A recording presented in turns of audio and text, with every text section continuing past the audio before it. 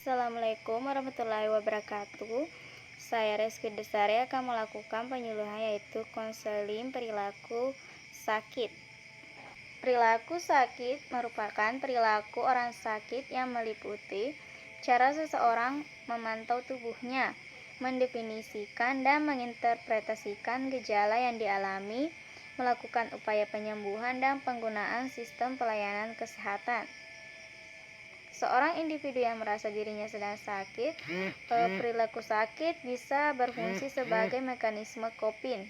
Adapun penyebab dari perilaku sakit, yang pertama yaitu dikenal dan dirasakan nyata, tanda dan gejala yang menyimpan dari keadaan normal, anggapan gejala serius yang dapat menimbulkan bahaya, gejala penyakit yang dirasakan menimbulkan dampak terhadap hubungan keluarga, hubungan kerja, dan kegiatan kemasyarakatan, serta frekuensi dan persisten terus-menerus menetap, dan tanda dan gejala yang dapat dilihat, serta kemungkinan individu terserang penyakit. Adapun faktor yang mempengaruhi perilaku sakit, yang pertama yaitu faktor internal, yakni persepsi individu terhadap gejala dan sifat sakit yang dialami.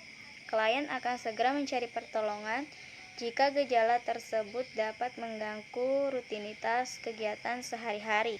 Dan yang kedua yaitu faktor eksternal, yakni gejala yang dapat dilihat. Gejala yang terlihat dari suatu penyakit dapat mempengaruhi citra tubuh dan perilaku sakit. Misalnya orang yang mengalami bibir kering dan pecah-pecah mungkin akan lebih cepat mencari pertolongan daripada orang dengan serak tenggorokan, karena mungkin komentar orang lain terhadap gejala bibir pecah-pecah yang dialaminya. Dan tahap-tahap perilaku sakit. Tahap yang pertama yaitu mengalami gejala. Pada tahap ini pasien menyadari bahwa ada sesuatu yang salah dan mereka mengenali sensasi atau keterbatasan fungsi fisik tetapi belum menduga adanya diagnosa tertentu. Tahap kedua yaitu asumsi tentang peran sakit. Terjadi jika gejala menetap atau semakin berat. Orang sakit akan melakukan konfirmasi kepada keluarga, orang terdekat, atau kelompok sosialnya bahwa ia benar-benar sakit sehingga harus diistirahatkan dari kewajiban normalnya dan dari harapan terhadap perannya.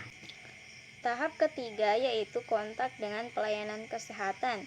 Pada tahap ini, klien mencari kepastian penyakit dan pengobatan dari beberapa ahli dan mencari penjelasan mengenai gejala yang dirasakan, penyebab penyakit, dan implikasi penyakit terhadap kesehatan di masa yang akan datang. Tahap keempat adalah klien dependen. Pada tahap ini, klien menerima keadaan sakitnya, sehingga klien bergantung pada pemberi pelayanan kesehatan untuk menghilangkan gejala yang ada. Tahap kelima yaitu pemulihan dan rehabilitasi.